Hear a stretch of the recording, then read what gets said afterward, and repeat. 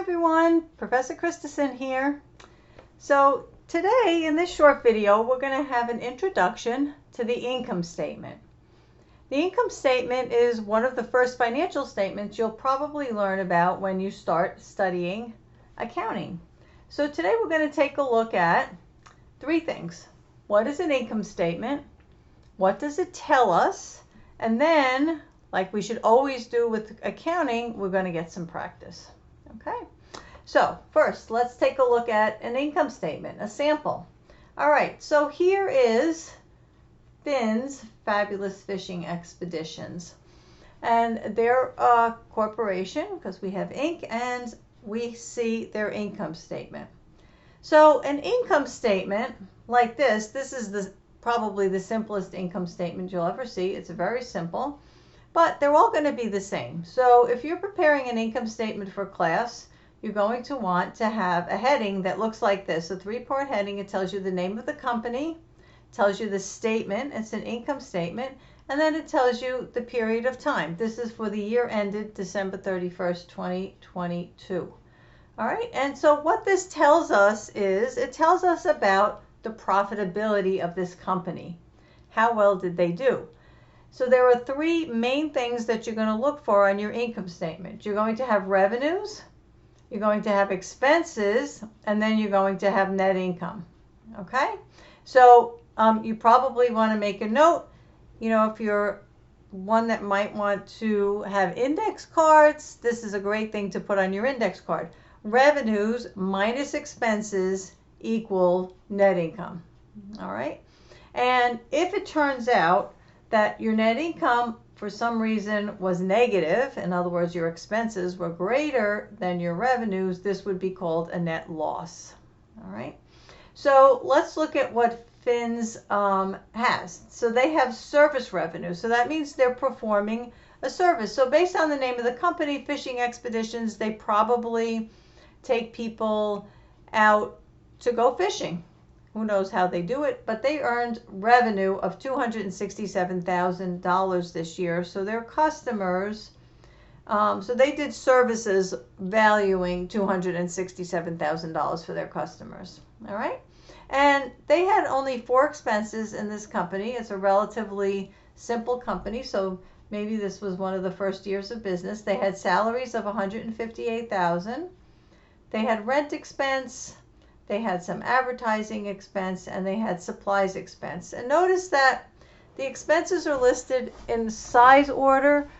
So depending on where you're studying accounting, who your professor is, they may or may not be picky about that. But it does kind of make sense because you wouldn't want to see the smallest expense first, right? You want to see the biggest one and the one that's the most important to this company, which in this case is salaries.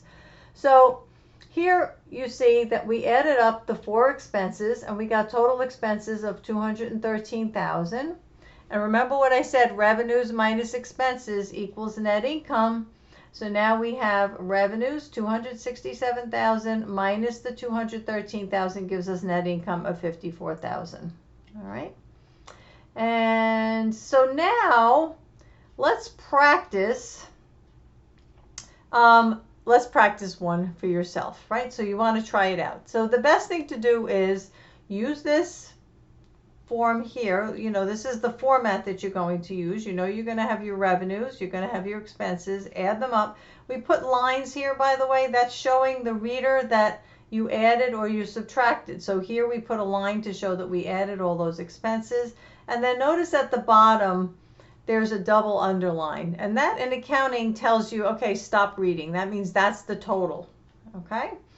All right. So you can use that as your guideline, and then let's look at what happens in the next year. So in the next year, Finn has these revenues and expenses, and we're going to practice making an income statement for Finn for the next year.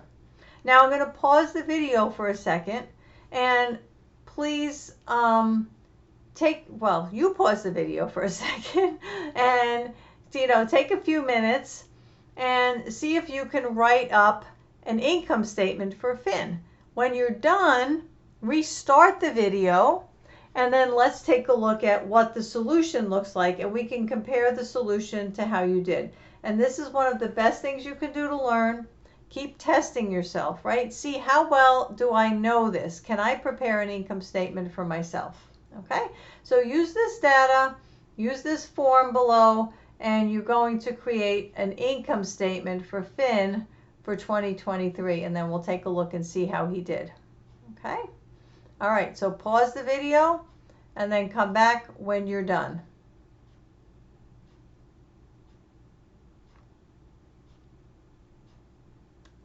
Okay, so hopefully you left me for a little while and you have made yourself a nice income statement.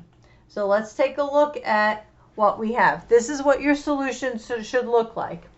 All right, so again, we have a three-part heading, and in this case, we're looking at 2023. Notice that the income statement says for the year ended December 31st, 2023, and it said the same thing up here, for the year ended, because remember that companies can have a year that ends on a different month, right? They might have a June 30th year end. So, and also you might have prepared an income statement for a quarter, for 3 months, or for a month. So you have to tell the reader what period of time was it that this happened over, right? Because an income statement covers a period of time. All right, so hopefully your solution looks very much like this. And you notice that what happened in the next year? Well, it looks like Finn got a little bit busier and their revenues went up, right? And it looks like professional fees, so maybe they hired an accountant or a lawyer, and maybe their professional person recommended that they get some insurance. So in the second year, they have insurance expense, which seems like a good idea, right? So now here I have, which you don't have on your piece of paper, but here I want to show you a comparative income statement, which if you look at a public company, you're going to see a comparative income statement, which compares one year to the next. So let's see what happened. So Finn's revenues went up quite a bit. We can see that they must have hired some more people this year because the salaries went up almost $50,000, right? Rent expense went up, so maybe they had to rent a little bit bigger place than they did before. We mentioned the insurance. Their advertising went up, so maybe they're paying more money than they did last year for advertising, and also for supplies, which probably went up as a result of their revenue going up. So we would say that Finn is profitable, right? He's quite profitable. He had $54,000 in net income last year, and he has $73,000 this year. So if we wanted to say how much did Finn's revenue increase as a percentage, we would say let's take the $73,000 minus the $54,000, and that gives us $19,000 increase in dollars. And if we wanted to see a percentage increase, we divide the 19 by the 54. So take $19,000 increase divided by the $54,000 initial amount, and Finn's revenue went up by about 35%. His net income went up by 35%. So that's a pretty nice increase in net income. And we could also look at the increase in revenue and say, well, how much did the revenue go up compared to how much the net income went up? And those are the kinds of things that you would look at to analyze your income statement to see how the company that you're looking at has done, right? So this comparison is a very powerful tool because it can highlight things. You want to see what kinds of things changed from one year to the next. All right, so that is a very, very quick introduction to the income statement. Remember that it tells you about profitability, and remember all of the rules. So we said we have a three-part heading. Don't forget to tell the reader the period of time that it covers. And remember our magic formula, which is that revenues minus expenses equals net income. Okay, I hope you find this helpful in your studies. Have a great day. See you in the next video. If you enjoyed it, please subscribe to my channel. Okay, take care.